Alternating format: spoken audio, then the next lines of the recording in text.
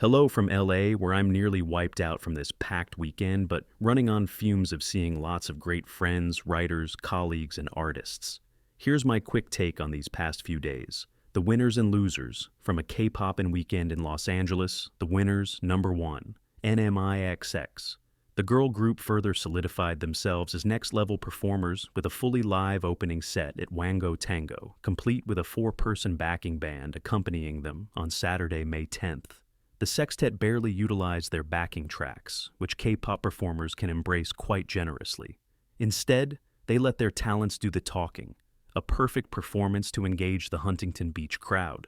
Plus, while several Wango Tango performers were linking up with other talent on the roster, NMIXX seemed to lead the way in connecting with artists like Doja Cat and Meghan Trainor, looking genuinely down to chat and film TikToks, some of which we'll post soon. The winners, number 2, RIIZE.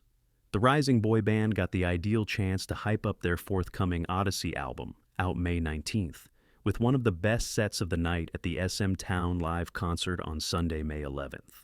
Not only did they nail the kick-spinning choreography for a song like Impossible, but they emphasized their live vocals throughout the track during a night when several performers leaned heavily on backing tracks. The group teased that they filmed one of their new music videos in Los Angeles, so expect multiple visuals, and that they haven't announced all the dates of their new tour, and they may be back in town soon, consider a US leg in their latest tour confirmed. Very good night for performing and promo.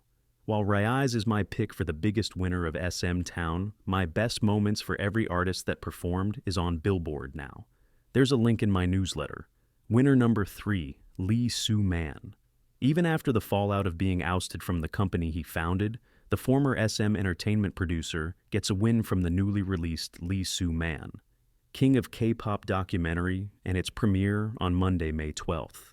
Not only does the doc do a good job at humanizing and sharing a relatively unseen warm side of the 72-year-old, but it manages to address some of his controversies through the years to leave him unscathed. The cherry on top of the premiere was that several former and current SM Entertainment artists came to Los Angeles to show support for Lee. There was Girls' Generation members Sunny and Tiffany Young, as well as Taemin of SHINee. All opted not to re-sign their solo contracts with SM, but are still a part of group activities under the label. SHINee will release a new single this month, and Tiffany recently shared that Gigi is preparing a comeback. Meanwhile, Super Junior's Siwon Choi and Hyo Yeon of Girls' Generation, still under contract and managed by SM, came to the premiere as well. While Siwon was in town after just performing the previous night at the SMTOWN Live 2025 concert, Hyo Yeon seemingly opted instead to use her LA trip to support Lee's premiere and even deliver a live set as DJ HYO at the after party. Those optics are all the more interesting, considering a source told me some US outlets chose not to cover the Lee Soo Man documentary to curry good favor with SM. Unclear whether they were explicitly told to stay away from it or if it's an assumption on the outlet. Now, the losers. Let me add a disclaimer that loser sounds like a very harsh word. Winners and losers are the best way to describe who I think had great moments and who had some troublesome moments, which doesn't really roll off the tongue. But any perceived losers are probably also winning in many ways too. Loser number 1, Lee Soo. Despite the drama leading up to the SMTOWN live concert, the night was essentially drama-free until the very final moments as all of the 60-plus artists came back to the stage for a final bow and goodbye to audience members that Super Junior leader Lee Soo decided to shout at the top of his lungs about several things he loves. He shouted that he loves In-N-Out, Five Guys, and the USA, but also decided it was the time to shout, I love Trump and I love Elon Musk. While the K-pop industry is notoriously shy about wading into anything political or controversial, many felt Lee Soo decided to politicize an otherwise celebratory moment. Not to mention his yelling it, as 67 of his colleagues are on stage with him, comes off almost like a cosign for the other acts and label as a whole. You can watch clips from the moments via Twitter. Loser number 2, Ting Poo.